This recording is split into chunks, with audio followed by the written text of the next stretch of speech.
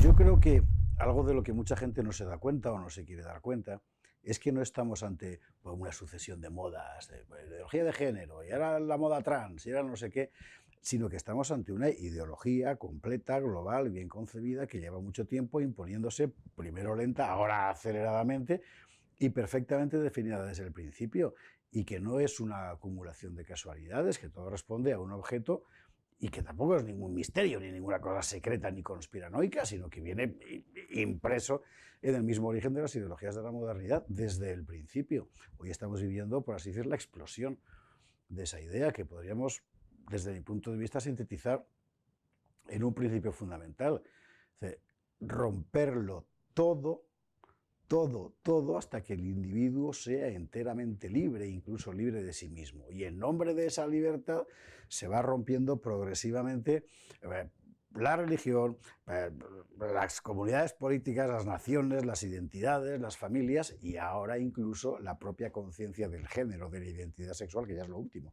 Es la rebelión del individuo contra su propia naturaleza biológica.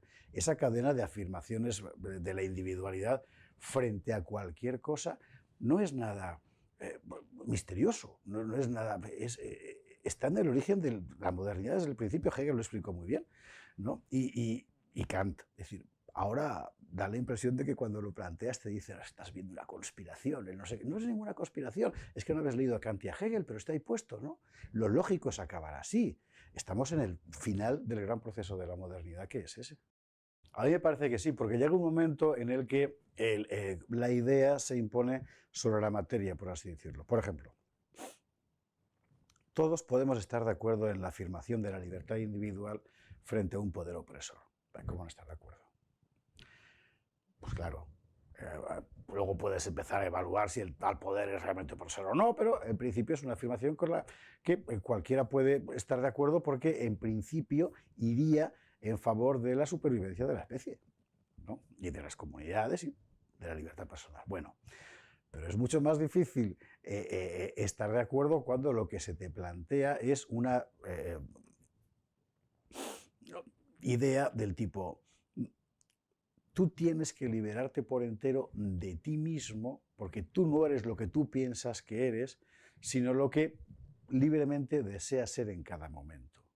Esto a cualquier persona normalmente constituida le produce un cortocircuito cerebral inmediato. Y la ideología de género es exactamente esto. Es decir, nada te coarta, nada te determina, solo tu libre voluntad por encima de cualquier cosa. Pues hay un momento en el que pasas de lo que es racionalmente aceptable a lo que es racionalmente inaceptable. Y ese momento se ha producido ya. Cuanto más inaceptable es, más fuerte es la presión mediática desde todas partes para presentarte lo inaceptable como lo natural. Y a partir de ese momento, si tú estás como el niño del traje nuevo del emperador, del cuento aquel, diciendo, ¿por qué está en pelotas? Entonces estás loco.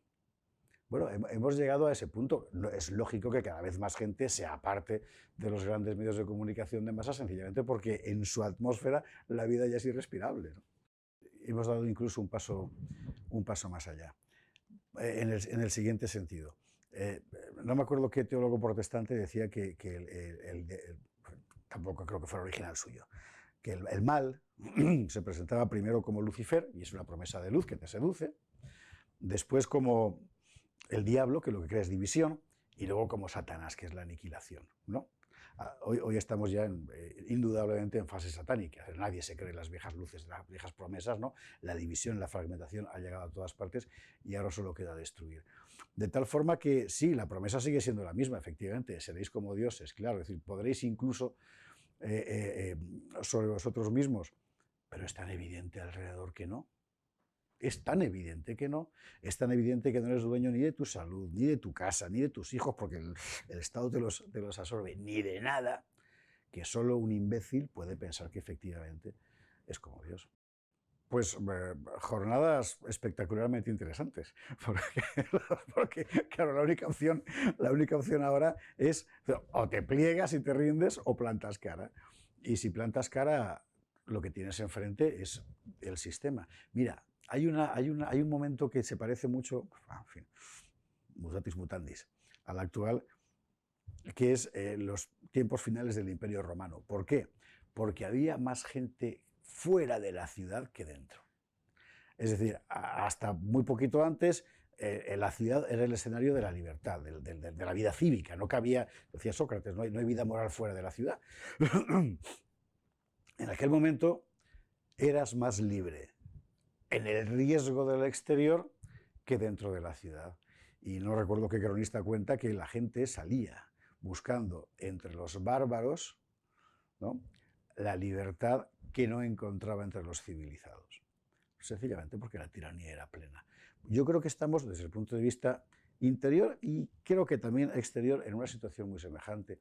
Es decir, quien quiere mantener un cierto mínimo nivel de libertad interior y también exterior, necesariamente tiene que salir de la ciudad o crear su propia ciudad, que es lo que en buena medida empieza a pasar ahora a través de un artefacto seguramente engañoso, pero que no deja de ser interesante, que es el el mundo virtual, Internet y las redes sociales, etcétera, ¿no?, que en la práctica se han convertido en ese escenario al que sales para liberarte un poco de la plumbea opresión del sistema.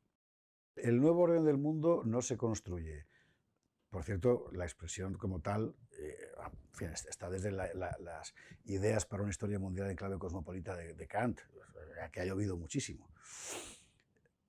Pero el proyecto como tal está representado en los puntos de Wilson del año 19, después de la Primera Guerra Mundial. Es decir, que insisto, que no es ningún secreto, ¿no? Consiste fundamentalmente en que no haya un poder visible, en la presunción de que cuanto más limitado esté el poder, mejor y más libre será la gente. Pero claro, si esa limitación consiste en que el poder pasa a ser ejercido por alguien sin rostro, entonces te has hundido, porque has conseguido exactamente lo contrario de lo que pretendías. Es, por ejemplo, buena parte del conflicto interno que los liberales hoy tendrán algún día que afrontar, a fuerza de a fuerza de defender la limitación del poder, cosa en la que todos podemos estar de acuerdo, han terminado avalando a un poder que no ves. Entonces, ¿qué haces? El poder de la finanza transnacional, ¿qué es? Es exactamente el poder contra el que un liberal normal debería levantarse. Es un poder que no puedes limitar y que no puedes ver. Sin embargo, es el que el liberalismo económico acepta como el poder, ¿cómo decir?, racional por antonomasia. No, es al revés. Bueno, sí, representan el poder fundamentalmente como lo que Max Weber llamaba una constelación de intereses. Es decir, tomemos un ejemplo, a Soros. A Soros no le interesa en particular, no sé, la extensión del mundo trans.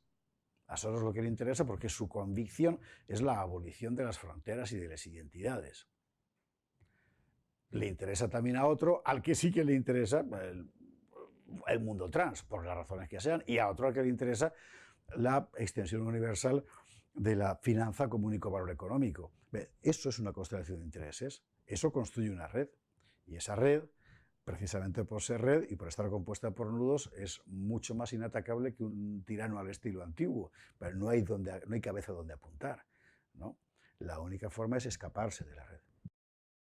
Hubo un momento en el que el Partido Popular decidió abandonar cualquier idea nacional de su proyecto político para abrazar todos los grandes conceptos globalistas en materia fundamentalmente de política social, pero también de política económica, ¿no? Eso significaba una traición tan flagrante a sus bases sociales, que tienen una idea nacional de su comunidad política, que se vieron en la obligación de crear un monstruo con el que amenazar para tener cautivo y retenido a su votante. Y así has tenido al Partido Popular aprobando, mejor dicho, consolidando la ley del aborto, la ley de matrimonio homosexual, la ley de memoria histórica, la hoja de ruta de negociación con ETA y la mayor subida fiscal desde los tiempos de los almorávides, ¿verdad? Y diciéndole a su gente, vótame, no vaya a ser que gane Podemos y haga, ¿qué? La ley de matrimonio homosexual, la ley del aborto, la ley de memoria histórica, ya la ha hecho el PP. Inevitablemente eso tendrá que llevar alguna vez al colapso. En España hay mucha gente que sigue teniendo una idea muy tribal del voto. O sea, yo voto a este porque es el mío. Bueno, bien, pero me imagino que llega un momento en que todo eso empieza a pasar factura, aunque solo sea por vergüenza torera, ¿no? Los bárbaros son un sistema, en realidad. ¿no?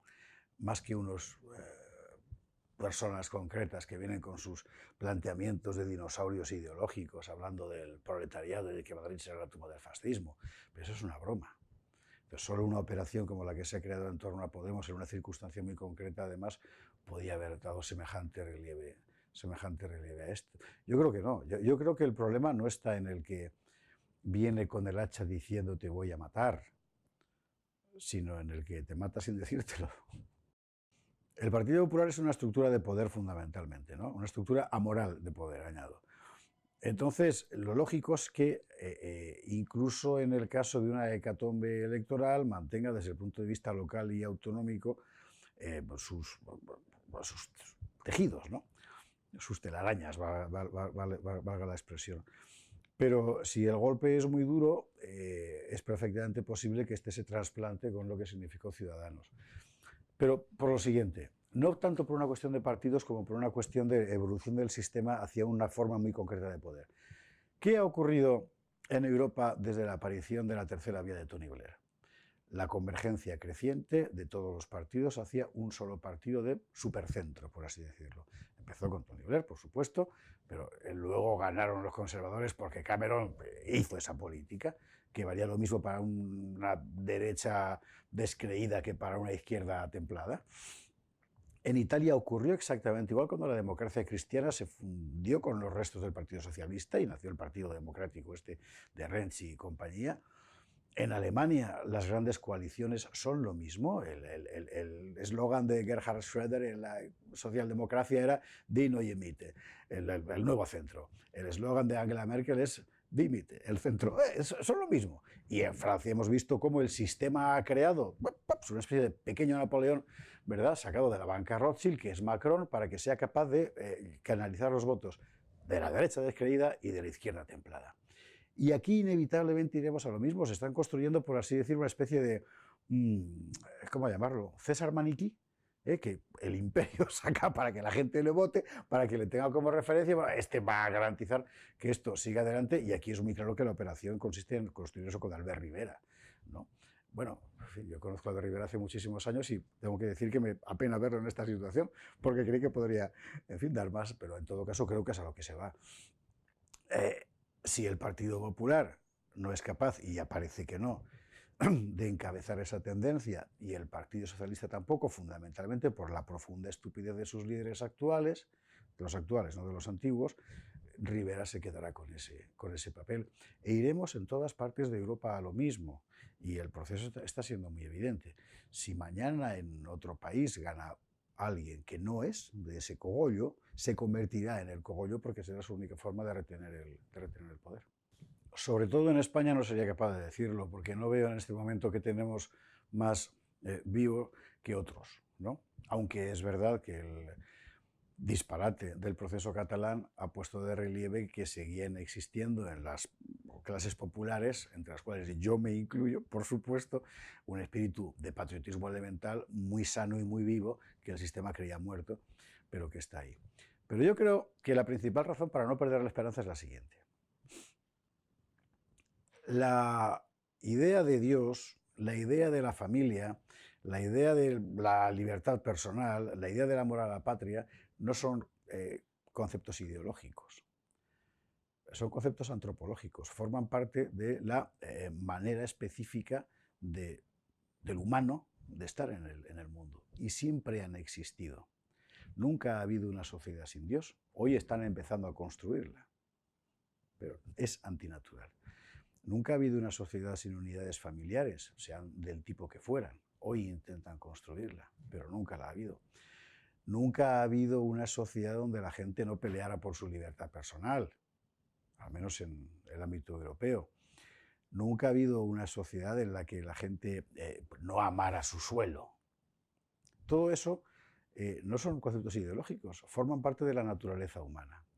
De tal forma que yo creo que todos aquellos que defendemos el sentido de la patria, el sentido de la familia, el sentido de la libertad personal y el sentido religioso de la existencia, tenemos la victoria asegurada, sencillamente porque estamos apostando por lo humano, por lo esencialmente humano.